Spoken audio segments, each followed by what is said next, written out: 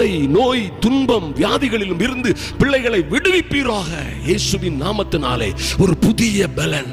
ஐயா, என் பிள்ளைகள் சிறைப்பட்டு போனது போல் இருக்கிறார்கள். இந்த புதிய பலன் அவர்களுக்கு ஒரு விடுதலையை கொடுத்து கழுகு போல் பறக்க செய்யட்டும், பறக்க செய்யட்டும் ஆண்டவரே.